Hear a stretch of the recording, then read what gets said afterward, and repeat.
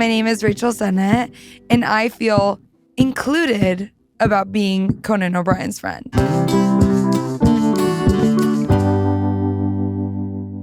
Hey there. Welcome to Conan O'Brien Needs a Friend. I am joined, as always, and I'm very fortunate to be joined by Sona Movsesian. Yep. And Matt Gourley. Hi. What's going on, gang? Well, our very own Eduardo is actually going to do a career day at a high school to discuss what he does here on this show. This is true. God. Wait, so how did this unfold? I have a cousin who teaches at Alta Loma High School in Rancho Cucamonga. He kind of knew what I did and was like, wait, who do you work for? Right. And he said, maybe you should come speak to my students. Cool. I think so. And I was really like up for it. And I was like, yeah, I'm totally down for it. Let's do it. And then I was telling these guys that it hit me yesterday that I'm terrified about speaking to high schoolers tomorrow. Same. Yeah. I don't know how to market what I do. So maybe you guys can give me some pointers on, like, how would you, Sona, you have practice with this. No one is tighter with the high school community than I am. Oh, no, especially in Rancho Cucamonga. You are speaking my language. Yeah. Well, one of the things I would say is if you were talking to people that know the podcast, and a lot of people do, it would be very easy, but you're going to be talking to kids who may not know what this is, but they know what podcasts are, right? I called my cousin as I had that panic attack, and I was like, all right, prep me. What's my audience? And he's like, look, there's a chance a lot of them don't even know who Conan O'Brien is. Yeah. And I said, great, because I was gonna start with that, so that gets me nowhere. But then I thought too, That gets me nowhere. well, according to my cousin, not to me. I'm just saying that was my instinct. No, and I don't take offense to the phrase Conan O'Brien gets me nowhere. which maybe we should replace needs a friend. I say that every morning when I wake up. Yeah. But then You're brushing your teeth. Then I thought, okay, who are some guests that we've had on that maybe would resonate? Oh, so I was there you like, go. the first person that came to mind was Billie Eilish and Phineas. I was like, Yeah. oh, that's a guest I could probably pull and point to. Yeah. Are there any other Rahm guests? Emanuel.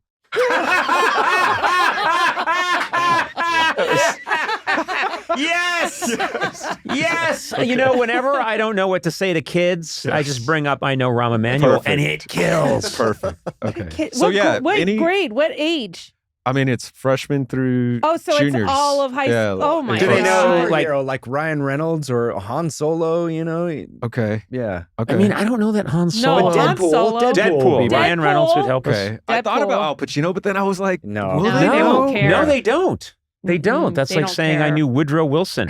Woodrow Wilson came in. Have we had the K-pop Demon Hunter girls on yet? No, but Okay. you would We score. should. Yeah. See, this Come is on. why Kill Huntrix. Yes. Yeah, I'm in. Hey, I'm too. in. Are you? 6'7". What? Which- Oh my God, that Hey. was so uncomfortable for me. 6'7". I did Hey, think what's- about saying 6'7" like a bunch of times. Just say 6'7". But I had some young people in the Philippines shout 6'7" at me, and I don't know what happened. Is 69 done?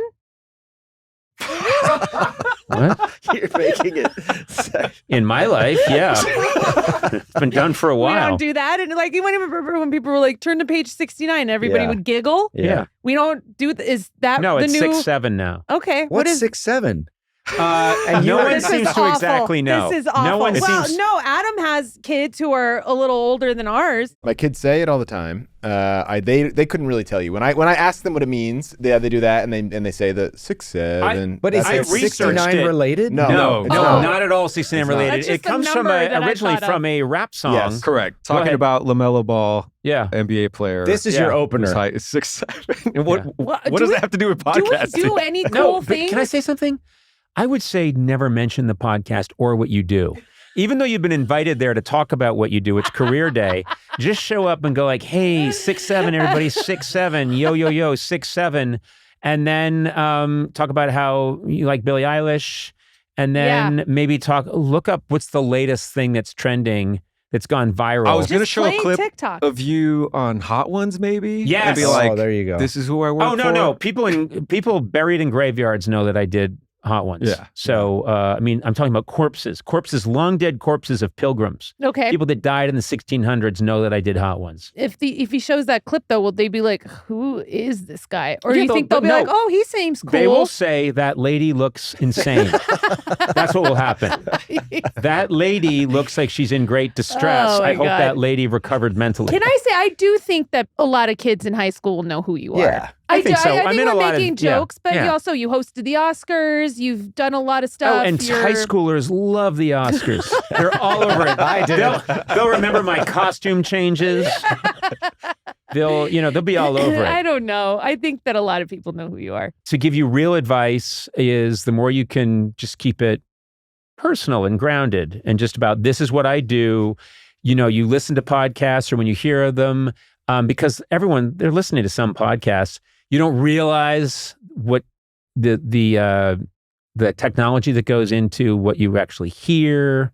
I mean, that's cool stuff. Okay. Yeah. Yeah, I did think about setting up like a little faux podcast setup in the classroom and maybe Great. having them sit and just play the role of host, play the role of guest. So No, you're really good at setting up a faux podcast studio. Oh. Nice. Well, and you're cool. You're just naturally Oh, very thank you. cool and likable, so you should be fine. Start with I a think long prayer. Oh, Matt. Yeah. Okay. they can I be would do very that. intimidating. High school kids. It's 3 periods that I have to speak to back to back to back. Oh, Like they're- 30 they- minutes they're each. So scary. yeah, They're very scary. I'll tell you, it hit me. I got terrified a little. You know Yeah. what? If you can you show clips at all? I can. Yeah. Yeah, I mean, look through. I don't know who we've talked to that would resonate with high school students, but Yeah, Mike- Ryan Reynolds and Billie Eilish. So 2. How many Michelle's episodes? Honor came to mind. Oh yeah, Michelle's Honor. That's a Japanese good drama. one. Japanese How about breakfast. Io Debris? Is that Oh, not- yeah. Io there Debris. we go. You see, I knew. You know, count on this you makes guys. me Chris think Martin. we should only be having people that high school students know on the show for a month. But We should do a then- month of But just. then we won't know who they are. Yeah. That's okay. They'll write some notes for me, and then I'll know. 6, 7. Stop doing I it. don't know what I'm You're doing. you guys are killing it. I never birthed it, I know, but like Hey. when you start saying it, that's when they're like, "Ugh, no, now it's lame." but I'm not trying to say it to do it. Why don't let's now bring I know 69 ASAP Rocky. back. Oh yes. Yeah. You should just say, I Yes. work for someone Who knows? who ASAP? knows Oh, ASAP Rocky. Who's in a movie with Who's ASAP in a movie Rocky. with ASAP Rocky. Yeah. And then they'll be like, we don't know who she is, but ASAP Rocky, yeah. Yes, I love it. Okay, so get ASAP Rocky on the podcast now that you brought him up. He Yes. says he wants to do it. And Tyler, the No. He creator. says he wants to do it. But he Okay. said it in Wants that to way come like, I've here? got to get rid of Conan. Oh. Hey, I should do your podcast someday. Mm. Man, I got to go. And then he he's suddenly unavailable all the time. Yeah. Okay, that's And I okay. keep calling him and Rihanna picks up. And she's Oh. like, he's not here. And I hear him in the background. Good, honey, good. Good, honey, good. Good, honey. That's good. Just as I instructed. Who says just as I instructed? Who Well, says apparently, good, honey, good? good, honey, Yeah. good. That's how he talks. That's ASAP for you. Or as I called him when I first met him, AKA Rocky. Oh, No, you didn't. No, I didn't. I'm Oh kidding. my god, I would have been horrified. I went, oh my God, AKA Rocky. Oh my god. And he went, it's Okay. ASAP. And I went, I suppose. You rapper, you. That's what I said. Oh, Okay, honey. Well, I'll report back. All right. yes. I Yeah. want to hear how this goes. I do too. I want to hear how it goes. Unless it went badly, and I don't want to hear a lot about how they knew nothing about me. That's going to be horrifying to me. Yeah. Just make it up that they went crazy. We loved him in the early 90s, they say. My guest today is an actress, comedian, and writer who starred in the hilarious movie Bottoms. Now you can see her in the new HBO series, which she also created and co-wrote, I Love L.A. I'm very excited she's here today. Rachel Sennott, welcome.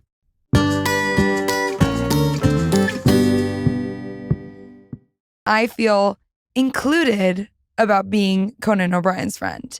Oh, Okay, so that's included. a sentence that doesn't make sense phonetically or grammatically. Mhm. But what I'm thinking of is, do you remember when we both gave speeches? Yes. Well, you hosted. I gave a speech. Yeah. What was the Um, event? It was raising money for a children's hospital. And I remember I took a big cut of what they raised that night. You did. Oh, That's Huh. part of my deal. And the Children's Hospital didn't know that. And yeah, they were, they got and I nothing. said, no, I get 80%. And they were like, but the children, I said, fuck that. Remember that? Yeah. Do you remember Yeah. that? And the Yes, children were there yes. crying. And they were upset, and you said, "Too bad,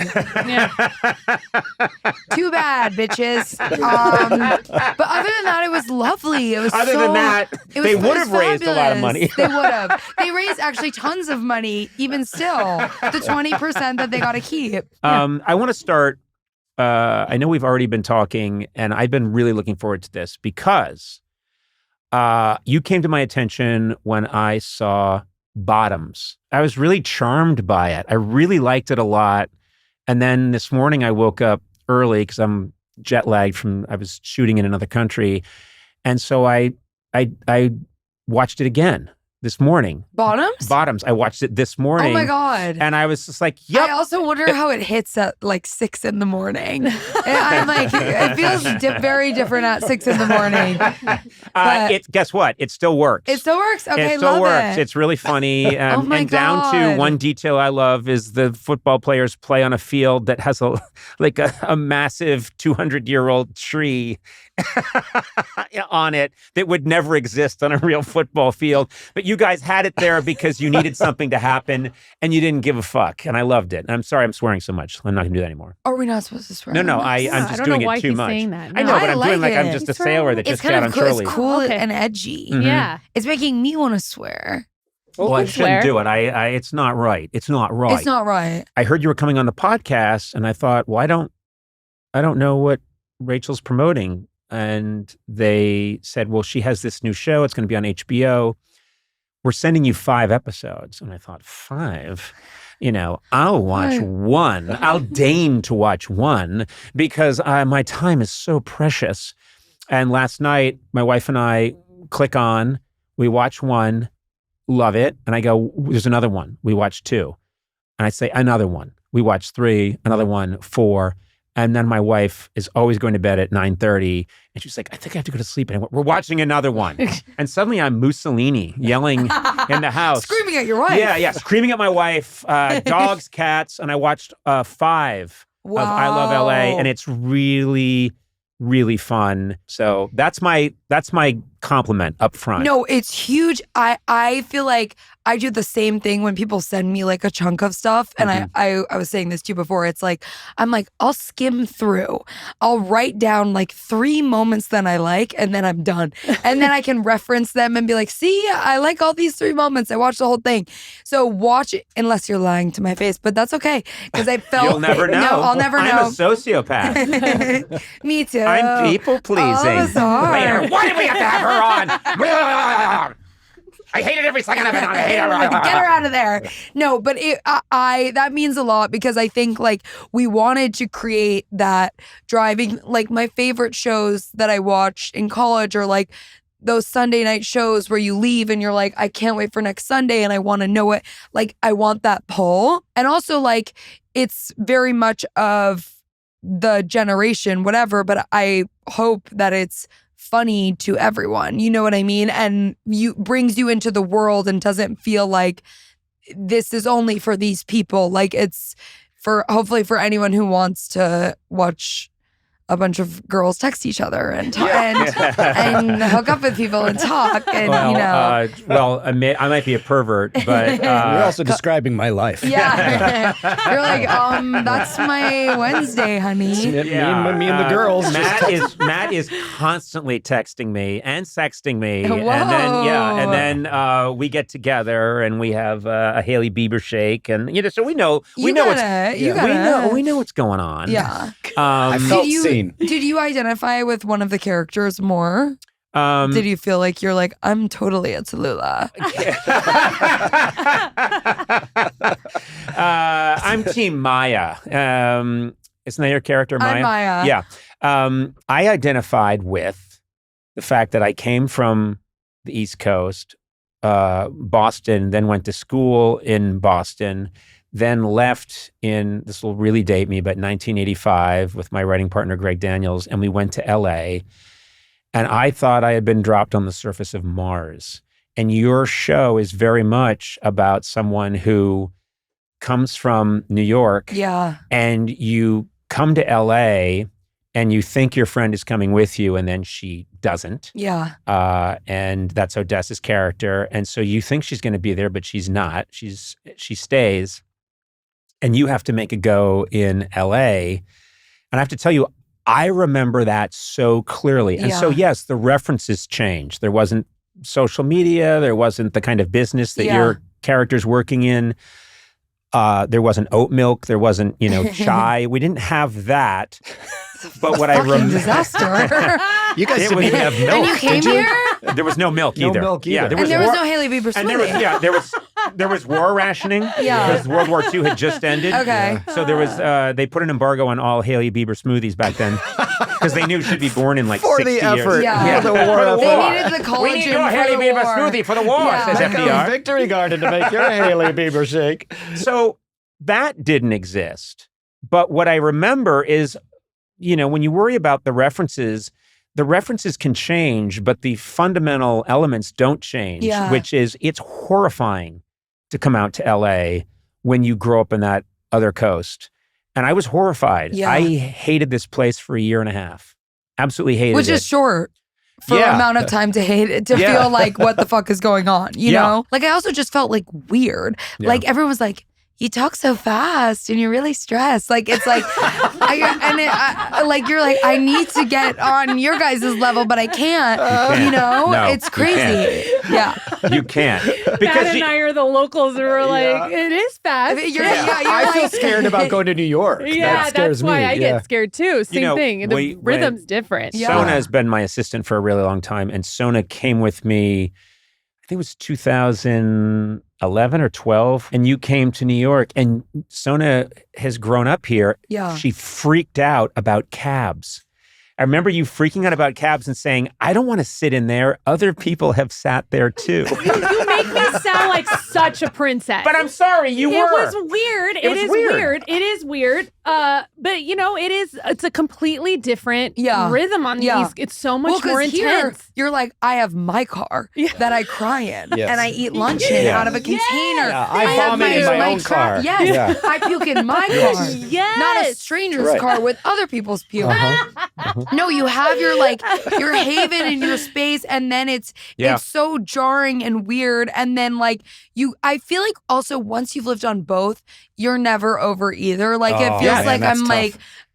It's like I forever have like two boyfriends or divorced parents or something where I'm like, yes, you're constantly, it's a push and pull. And people always say to me, they want me to declare, yeah, LA sucks. I like New York. Or, I'm done with New York. It's LA, man. And it's not, neither one is true.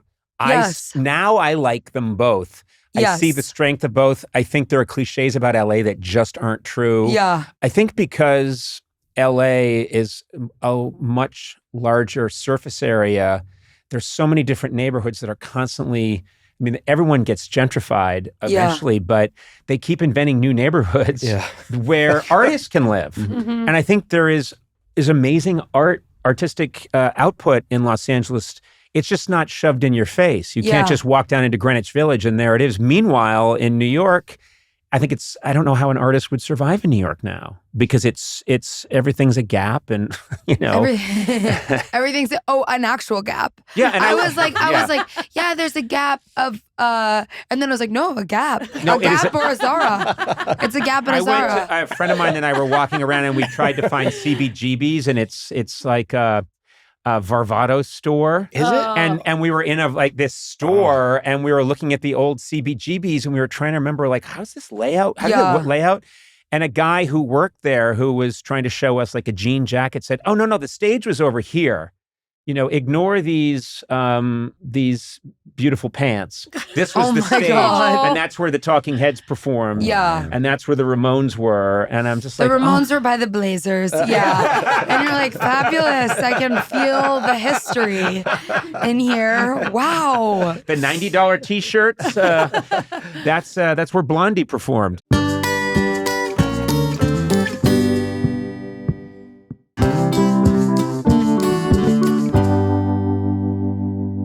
But anyway, I love them both. Yeah, I love them both. me too. And then the other thing is you inhabit this other world that I have some familiarity with, which is writer / performer. I mean, you've written so much, pretty much all the stuff that you've been in. Haven't you written just about everything? I guess beginning of my career, so Io and I did a Comedy Central web series together. That was like 3 episodes. Shiva Baby, I didn't write. My friend Emma Seligman, who directed it, wrote. Yep. And then Emma and I wrote Bottoms together. Yep.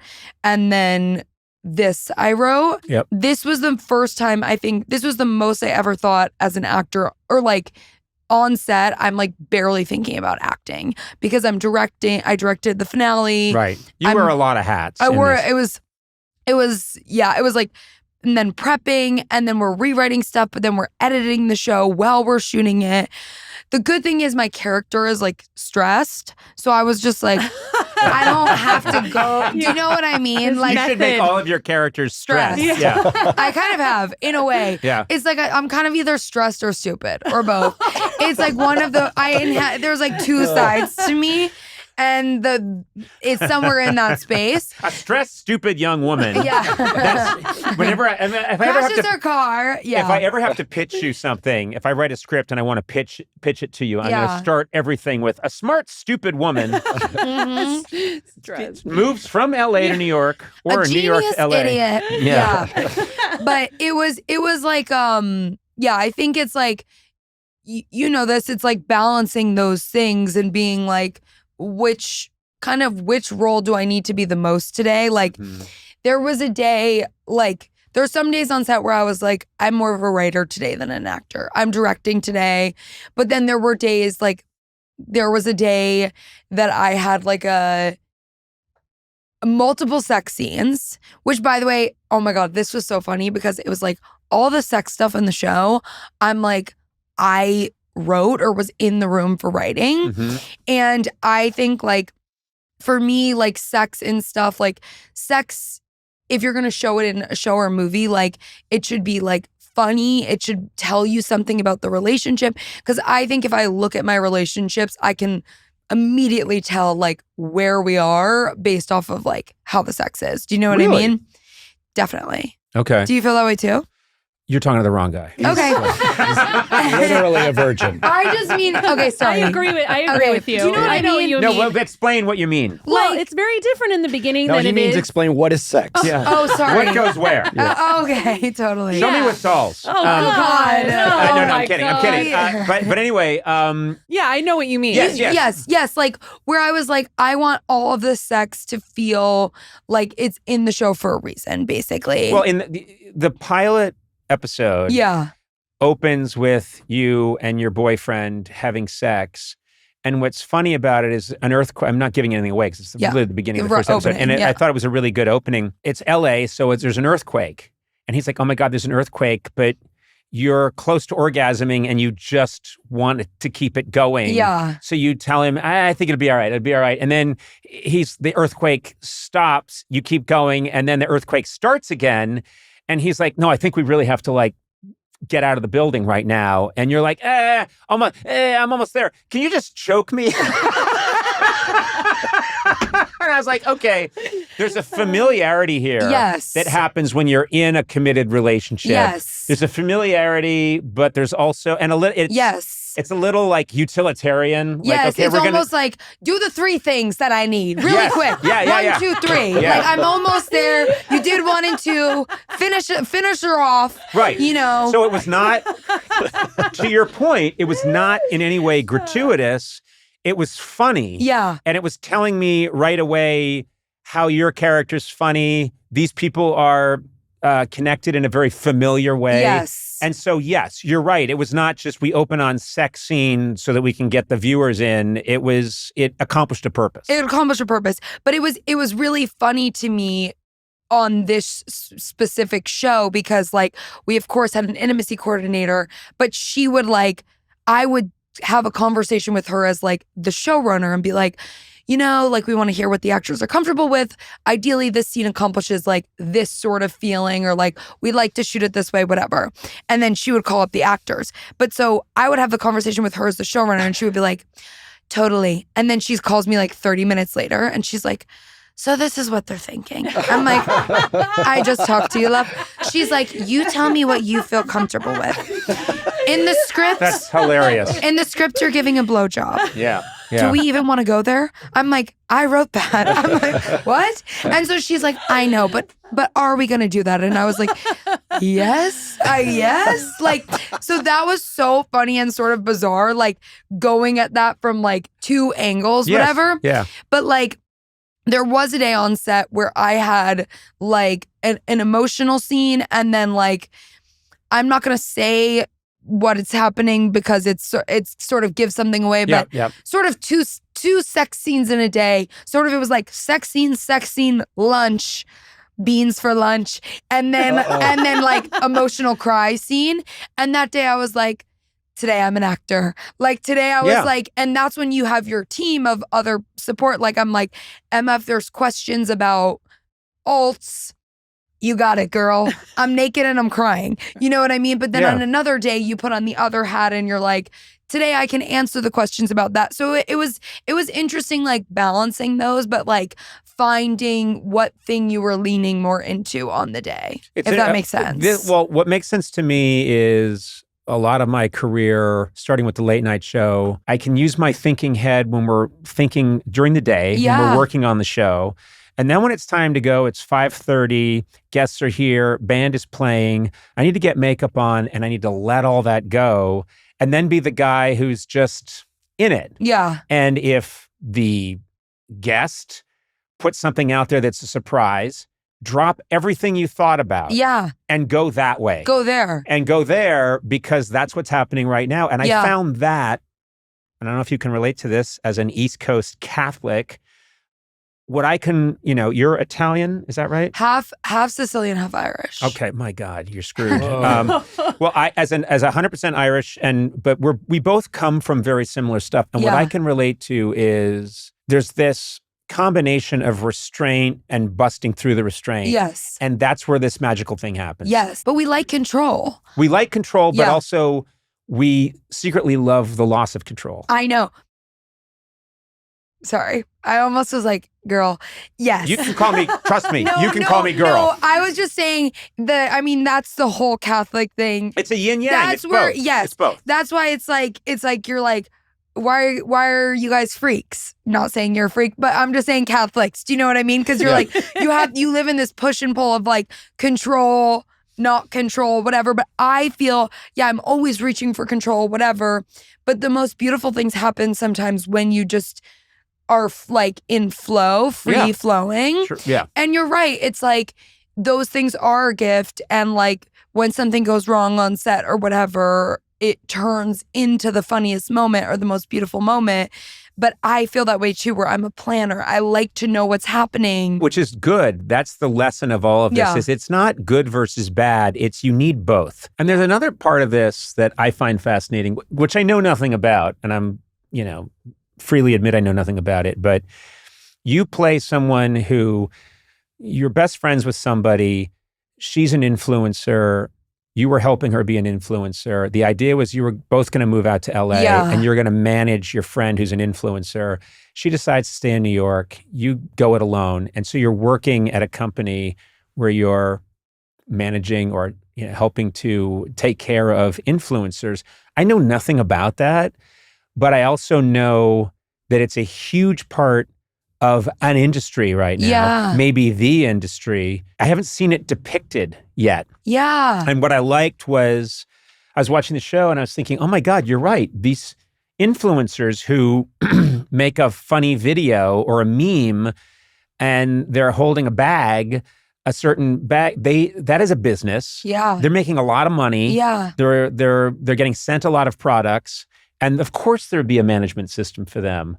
And I don't know anything about it. Yeah. I mean, people actively don't want me making videos where I hold a product. Yeah. I actually want that. I'm like, afterwards, we'll do a video of you in this bag. I've been paid a lot of money not to hold They're products. paying you to not hold a purse. Yeah, exactly. No, but I felt like, I'm so happy you say that because we kept talking about the show, like a reference point being like Entourage for internet girls. Yep. Because we were like, I feel like we've seen Hollywood done a lot. And I feel like the internet is such its own world and business. And it's not separate from Hollywood. There's crossover, but I think like I was like, this is how I came up. I came up being online. Any of my friends who are like working in this industry now came up online. I also know people who just do that. That's their only job, is like the internet and their videos or fashion or whatever. And so I was just really like, I don't know. I think also like the internet, people like sometimes struggle to show the internet in film and TV because it moves so quickly. Yes. It's evolving so rapidly that if you try and depict it and your project isn't coming out for 9 months, you're by the behind. time it comes out, people are like, well, that's lame. Yeah, no one does that anymore. It's very dated. And so I was like, the way we tried to do it was make our own internet in the show where it moves and lives and breathes in the same way like the internet does, but we don't reference anything specific. It's like we create our own, like in episode 3 with Dylan and you know what I'm talking about. Yes, but like those things where it's like it exists in the same way as it does for us, where it like informs all the characters' lives. It's part of their lives and their business, but hopefully doesn't feel clunky or like, yeah, we get it. You know what I mean? Yeah. Because no one wants to see. The other thing we kind of took from Entourage is like, you don't see too much of like Vince acting. You see like his world and his like friend group and their dynamics, but it's like that's what he does, but you don't see it. Like it's like we don't need to see Tallulah posting every second. Well, like we get it. On the Dick Van Dyke Show, which is the, oldest reference I can come up with. This is literally, it literally starts, that show literally starts before I was born. So it's old even for me. Yeah. But when I was growing up, that was a show about, for you kids out there listening to this interview, that was a show about a comedy writer. And that had not been depicted yet because I think this is a time when, everything's so meta now. People all know behind the scenes. Yeah. Everyone's so savvy. Yeah. But back then, people honestly didn't think that People I think were shows writing were jokes. writing, that's just Lucy. Lucy's kooky. Yeah. No, she has writers and they work all of this out. So it was a show about a comedy writer, and what they never did was they never really showed you the sketches. Yeah. And I thought it was all of them. Well, I think we got it for today. And then it was about their lives around that. Yes. And it's the same thing. Yeah. All these years later, it's Pulp Fiction. Yeah. They never show you what's in the suitcase. It's just a light. And it's such a smart thing to do. Yeah. But that's Tarantino saying there's this thing that's incredibly valuable. Yeah. And everybody wants it. And you don't even need to know any more than that. Yeah, that's the whole concept. That's what matters. Yeah, what you said about the Dick Van Dyke Show, which I'm familiar with, but haven't really given it a full dive in. Maybe It's in black and white. Okay. It's in black and Should white. I check it out? I'll colorize it for you. Okay, perfect. Yeah. You'll put it in little 30-second clips and you'll cut it together with a video of someone playing with slime next to it. Exactly. And then I can watch it. No, it'll be someone unwrapping a box, and then Dick Van Dyke's in there doing his shtick. I love it. In 10-second clips, and I'll go, ooh. Yeah.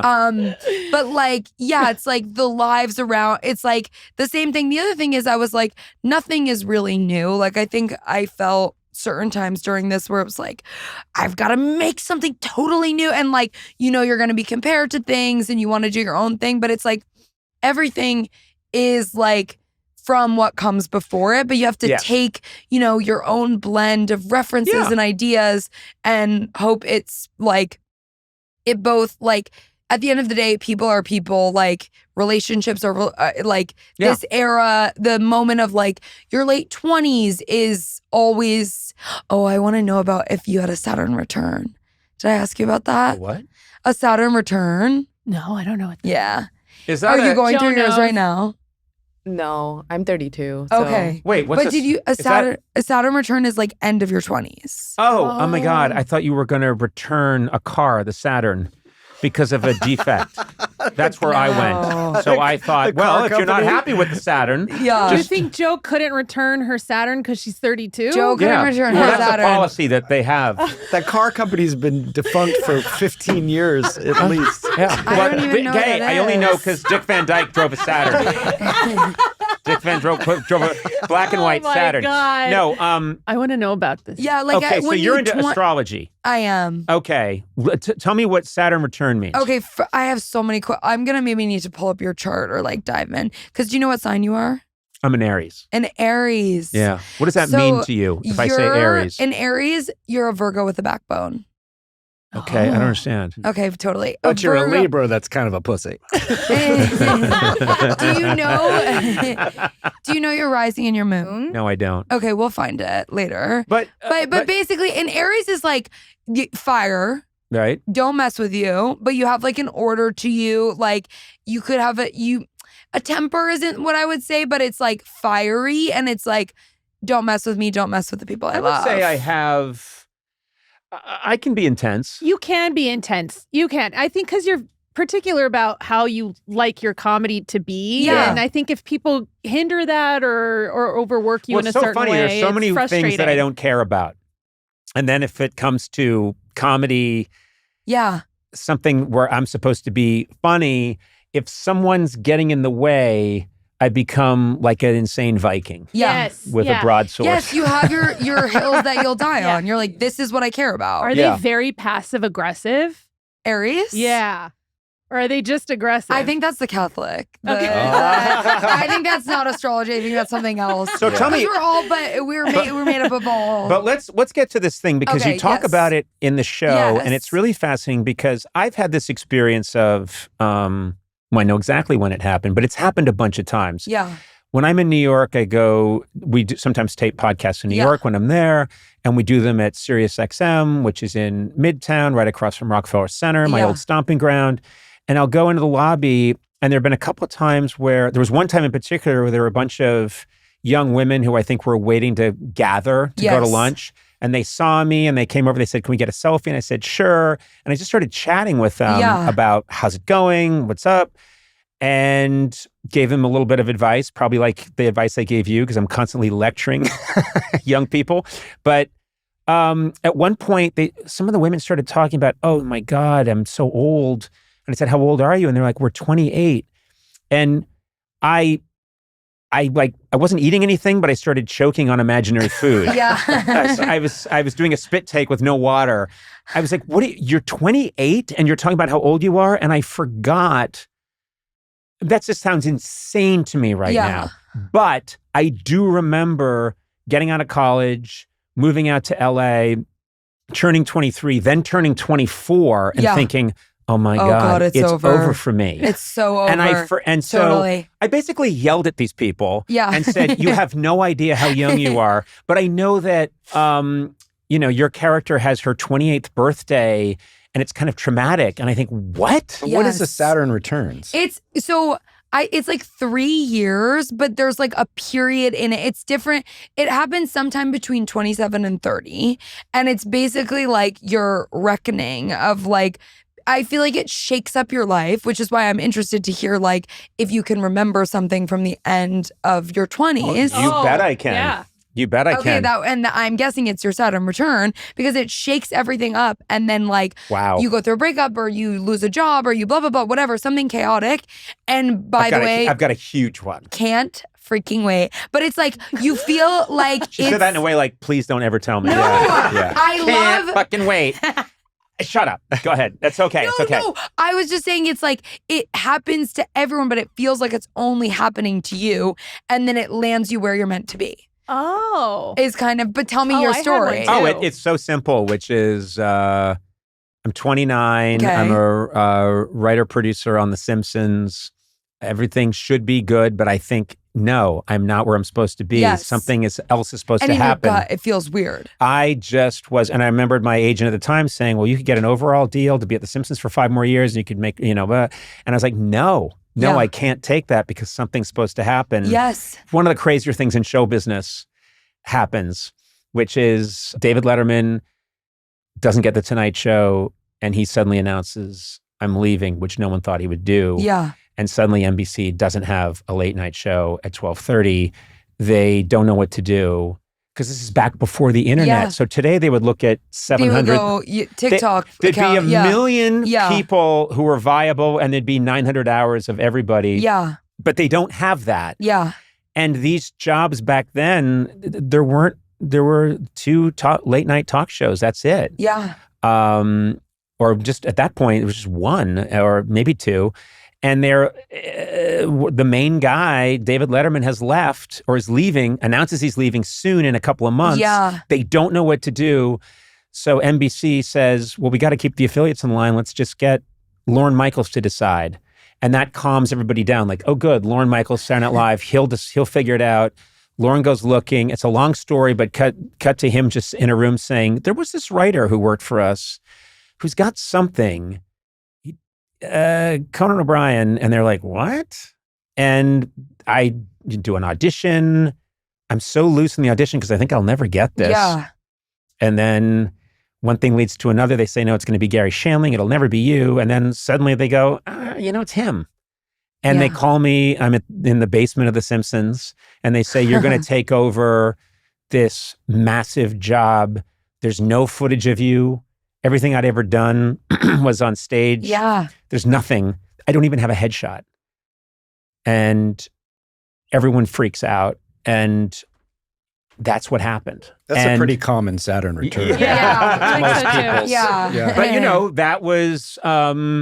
that was how and that all happened. The audition, everything happened when I was 29. Yeah. And then I'm waiting to hear back, and I have my 30th birthday in my LA apartment on Weatherly. And then a couple of days after my 30th birthday, You get the call. I get the call. Yeah. That your life's Saturn changed. Return, bitch. Saturn returned. What was your Saturn Return? Working for you. Getting my job working for you. You were, oh, that's right. You were in your late 20s. I was 27. Well, 26, and I turned 27. Yeah. And that changed my life. I mean, working for you. It's been cool. It's been okay. Wow.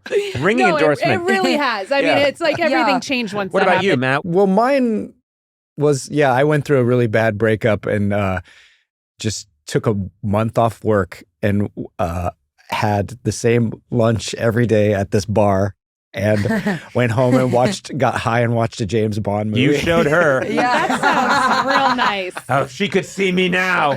But I started thinking, I'm going to read every Shakespeare play. And it was like in 2 days, it was like, I'm just going to watch every James Bond movie. Yeah. And that was that for about a month. And then I look back on it so nostalgically now, though. It was a hard time, but now I'm really fond of it. No, but it shapes you. It shaped me. I went through a bad breakup in New York that was prior to all this, and I remembered I got a Seamus Heaney poetry book. Oh my God. Kept it in my back pocket, and I would lie down on park benches in Manhattan and read from a poetry book, and I thought, this is who I am now. And then 3 days later, I was like, I got to get a job.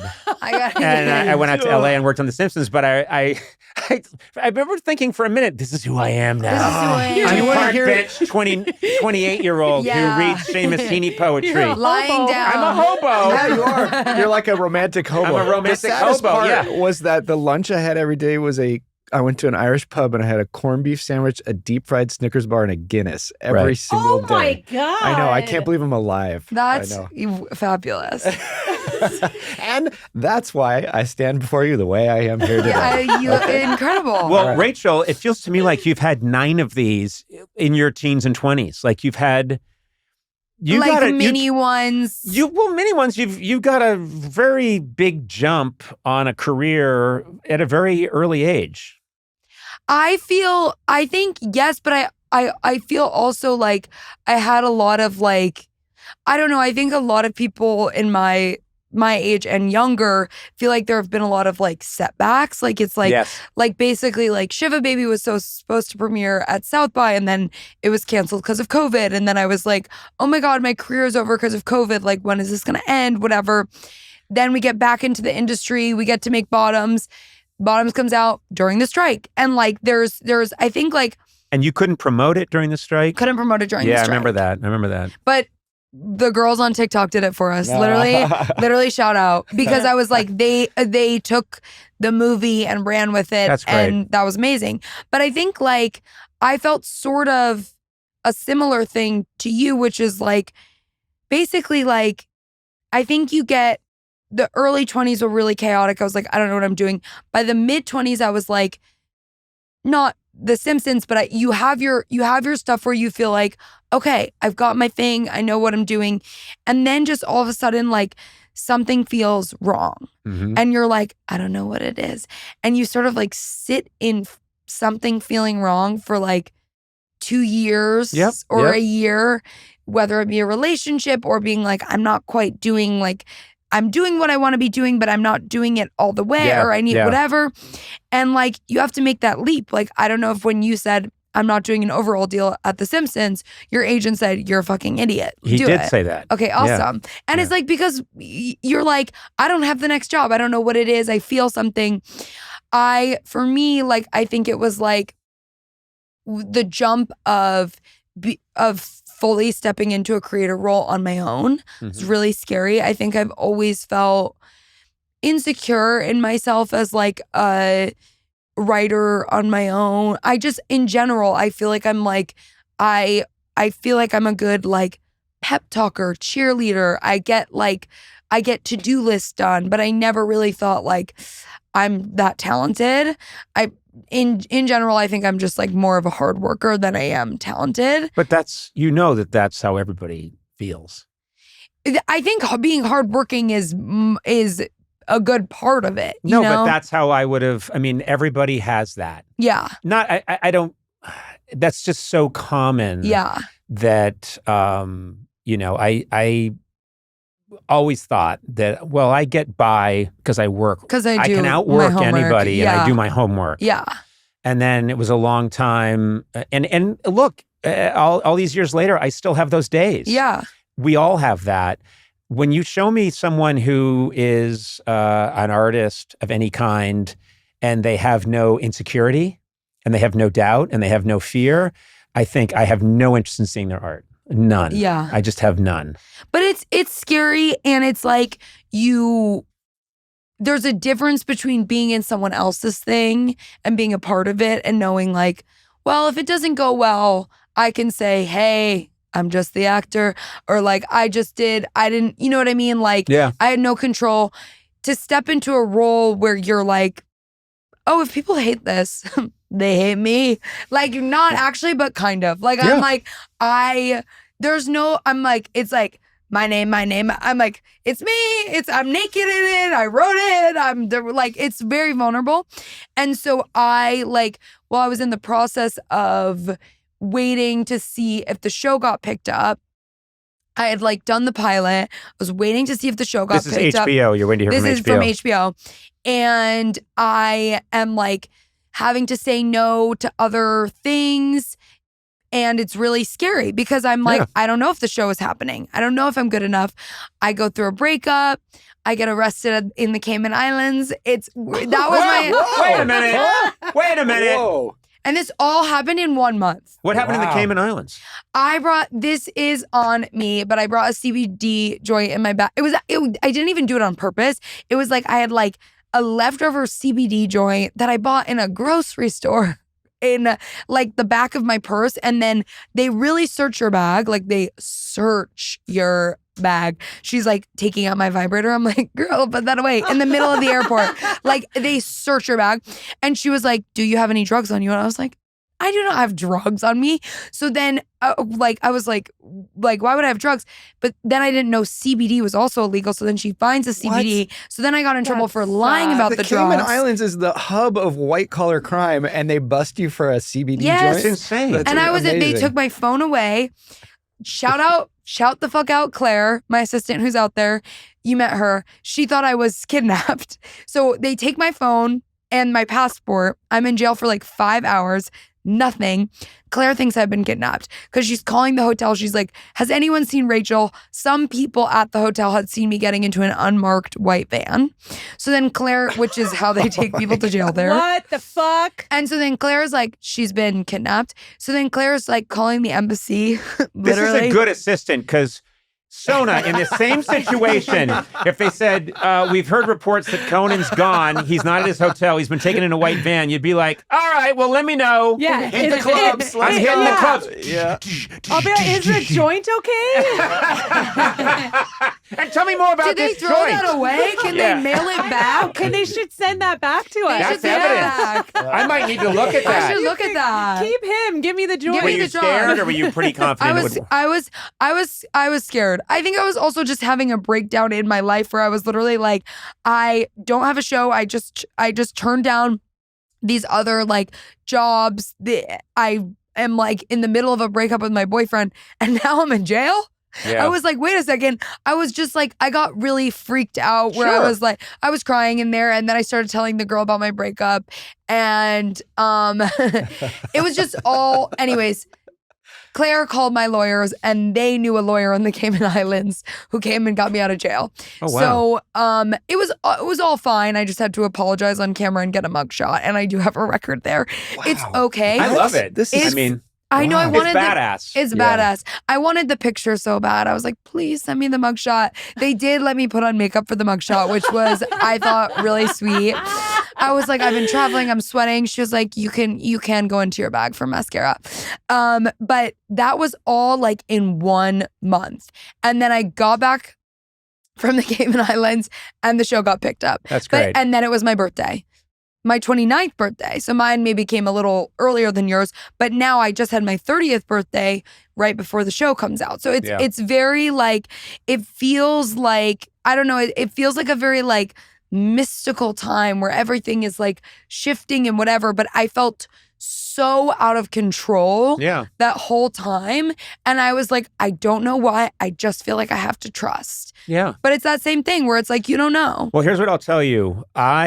I'm very confident that people are going to love your show. I am. And because I know youth culture. More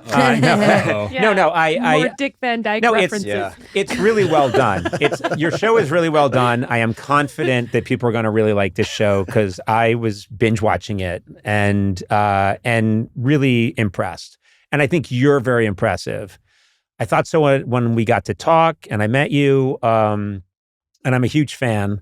And I'm just excited to see all the things you're going to do. I really am. So we're going to wrap it up because I want to let you go and make more cool things. But I'm a cheerleader. I'm an old doddering cheerleader on the side. I love it. And I'm really happy for you. That really means a lot. And especially you watching all in a row means a lot to me because I know you've seen... I'm like, you thinking it's funny means a lot because you're the funniest. So, oh, that's sweet. Yeah, thank you. Yeah, I thought I'd bring it sincere at the end. All right. Thank you so much for having me. This was amazing. Thank you so much for doing it. This was great. And you came in and hugged everybody, and I've never touched these people. No. You won't even look us in the eye. I haven't met you till today. It's nice to see you.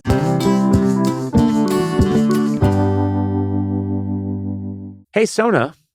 Quick question. You were talking about something that intrigued me when I entered the room, and then you quickly changed the topic.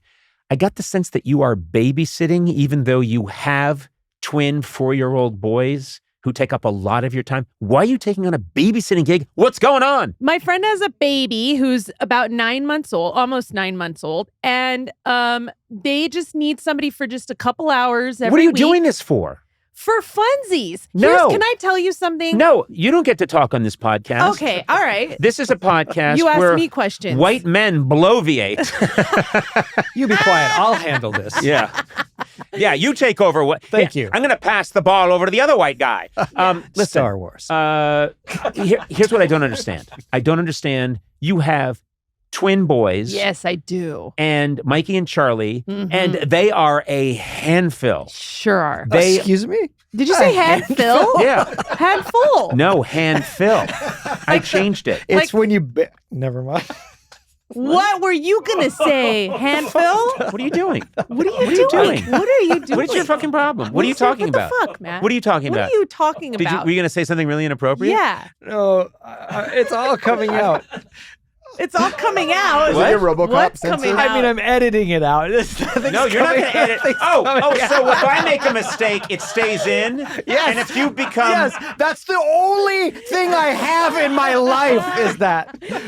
I don't know what he's talking about. What I'm saying, I misspoke slightly and said handfill instead of handful. Yeah, we both made fun of you. It was fun. Yeah, we had a good time. Isn't it funny that Conan's bleeding into his brain? Come on. So as he ages, he's falling apart. Ha ha. But that's not what we're going to talk about. You have twin boys who are very young. How old are they? 3? They're 4. 4. Still, that's very young. Yeah, they are. And then you were like, hey, throw that 9-month-old my way. Well, so here's the thing. My kids go to school, and then, I'm working on my second book, but that's really all I've got going on. Are you doing this just to get more material? And then chapter 15. No, but here I got a 9-month-old. I have to say, I had twins, and we were really in it, and now I'm watching one baby, and it's not that hard. Like, babies, they eat, and they you go for a walk, and then they sleep, and then you play, and it's fun. So you're shaming anyone out there who's having a hard time with one child, Sona Movsesian? I'm just saying, if you've had 2, one after having twins is more manageable. Okay, so why don't you tell Matt? Why are you complaining? I'm not complaining. No, I know. I agree. It's fun. It's so much fun to watch a baby. Are you getting paid? No, of course not. I've They're never my known friends. you to do anything and not demand your share. Are you paying to do it? I mean, no, not Okay. I'm having fun doing it. I like hanging out with this kid. He's a really fun baby. He's really sweet. He has a little bit of separation anxiety, which is tough. And then, we're just chilling. Me and this baby Do you have hang moments, out. be honest, when the baby's melting down and you're not happy with the gig? No, I don't. I'm being serious. I don't. And I like it. And you know what? Maybe I'll be a nanny now. Maybe this is it for me. Maybe I'm going to quit this job. You would leave nanny. this job and be a nanny? I'm not hearing a no. Was this a resignation? I'm not hearing a hey, no. do you got something she could sign? I basically babysat you for 12 years. Nice. You did not. I was a very emotionally mature adult. Wow. Even as I said it, my jaw started to rot off. I agree with you that you did babysit me. And I sometimes, it was incredibly immature, I suppose. You have to coddle a genius. Okay. I don't. What do you mean? You don't have to coddle. Do you? Yes. Okay. I don't know. You're saying you're a genius. What part of that sentence did you not understand? Do I stutter? Oh my God. No, whatever. Handful. Excuse me? Yes! That's a genius way of saying handful. I don't like to say the things that everyone says. I like to invent new ways of communicating. I think you're a real handful. You filled my hand with your problems. It just cuts through. I guess Joyce used a lot of language that people didn't understand. Okay. Yeah. I meant Joyce Cole Haywick. She was a broadcaster in Boston. Do you know who he's talking about? Joyce you laughed really hard. Yeah, I know he was so hard. I'm twisting because he was talking about James Joyce and then he twisted it. Hey, you really enjoy my humor. I thought you knew who Joyce No, I don't Cole enjoy your Haywick humor. was. By the way, if you grew up in the Boston area, shout out to Joyce Cole Haywick. Shout out. Shout out to Joyce Cole Haywick. Shoot the noob. Shoot the noob with Joyce Cole Haywick. These nuts. She was a big star when I was growing up in Boston. In local news? Yeah. Oh, I had no idea who she was. Yeah. Oh, okay. Yeah. Okay. Okay, we just lost all of everyone. You took us down a comedy cul-de-sac. Nope. I'm checking right now and You took us down a comedy handfill. Whoa, look at this. Our numbers in Roxbury, Massachusetts have just gone through the roof. All right. This doesn't go out live. I just want to say that I'm very happy that you're looking after this 9-month-old. Yeah. And it sounds like a win-win for you. So much fun. For you, a win-win-win. For you, the mom, and the baby. Yeah. You know, because you're a wonderful person. I don't. Why can't you ever just accept when I'm nice to you? Call his bluff. Call his bluff. I've worked for you for so long. You've never just been purely sincere. That's not true. I have been sincere before. Haven't you heard Very it, rarely. Eduardo? I've seen it. Yeah. Because you're always nice to No, Eduardo. I've seen him be sincere to you. Yes, Oh, okay. thank you, All Eduardo. right. Thank you. When I've I've told never you, seen it. I've never seen it. well, I we always cut it out. He calls me later and he insists Take that I that cut it out. out. Take it out. Yeah, I'm just saying, sometimes when you say something nice, I hold my breath and I wait for what's you next. shouldn't wait. Because there's always a joke after. Let's do No. it. Will you say that nice thing again and see if you can just let him sit in it? Okay, go ahead. Yeah. I think that you'd be a great nanny. And I think that's a lucky 9-month-old and a lucky mom that's tricked you into working for free. I know your face. Oh, yo, you know my face? Yeah, I know your face. You're not doing. No, that's not. Oh, that's I'm not the doing anything. worst. Oh my God. That's the worst. No, I'm being sincere. Oh my God. That's the worst. Where's my camera? Right here? I know when you're being sincere. Your face is Sona? not. You mean a great deal to me. Ah. I really respect you. You've been a great friend and I trust you. I trust you more than I trust anyone. Ugh, My God. awful. Who do you look like? I look like someone who just drank sour milk. Yeah. I look like an emoji that just drank sour milk. God No, bless but you, Sona. Yeah, I'm having fun. It's Yeah, fun. and I think it's a great idea for you only to a leave cou- this very lucrative gig and go nanny for free.